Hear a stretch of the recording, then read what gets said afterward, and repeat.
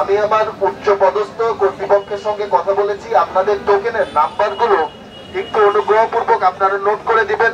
সেনাবাহিনীর পক্ষ থেকে এই পাসপোর্টগুলো অতি জরুরি প্রদান করার জন্য ব্যবস্থা গ্রহণ করা হবে। তারা বলছে যে ভিসা দেবে, প্রতিদিন 100টি ভিসা দেবে, কিন্তু দিতেছে না। এখন আমাদের একটা দাবি, ভিসা সহকার পাসপোর্ট জমা দিতে হবে 1 মাসের ভিতরে। 1 মাসের ভিতরে সবগুলো পাসপোর্ট ভিসা সহকারে দিতে হবে। আপনারা সবাই রেমিটেন্স যোদ্ধা, এই কারণে দেশ আপনাদের উপর কৃতজ্ঞ। এখন আমরা এমন কিছু করব না যাতে আমাদের ভাবমূর্তি নষ্ট হয়। ক্লিয়ার? আমরা সংস্কারের সময় আছি, আমাদের সবাইকে সহযোগিতা করতে হবে। আপনাদের এই ব্যানার বেস্টন গুলো দেখছিলাম, এখন এখানে অনেক কিছুই লেখা আছে। আমি নিশ্চিত এগুলো সব তালিকা আকারে লিখে উপস্থাপন করা হচ্ছে।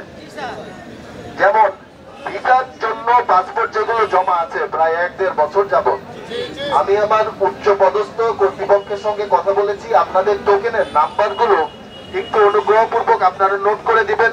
সেনাবাহিনীর পক্ষ থেকে এই পাসপোর্টগুলো অতি জরুরি প্রদান করার জন্য ব্যবস্থা গ্রহণ করা হবে।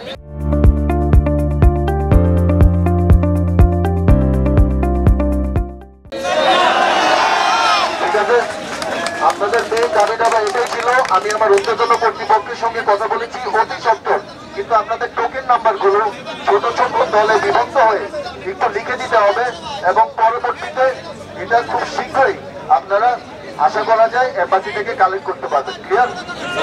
এখন আপনাদের কাছে আমার অনুরোধ, বিনয়ের সহিত আমরা শান্তিপূর্ণভাবে অবস্থান গ্রহণ করি, আমরা অপেক্ষা করি ওইসব ভাইদের জন্য যারা দূতাবাসে গিয়েছেন আপনাদের পক্ষ হয়ে।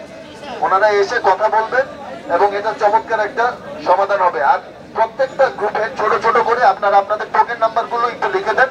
আমাদের সেনা সদস্য এখানে একটা বুথের মতো করে রাখবে, এখানে নোট করে দিবেন, আমরা এটা পরবর্তী কার্যক্রম করব। তারা বলছে যে ভিসা দেবে, প্রতিদিন 100টি ভিসা দেবে, কিন্তু দিতেছে না।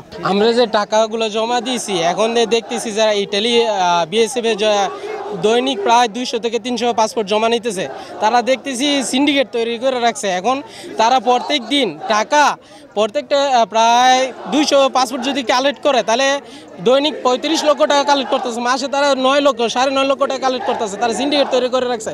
তারা শুধু জমা নেওয়ার জন্য মরিয়া পড়ে রয়েছে, কারণ তারা মোটা অঙ্কের একটা টাকা অ্যামাউন্ট জমা করতেছে, কিন্তু ডেলিভারি দেওয়া বন্ধ করে দিতেছে।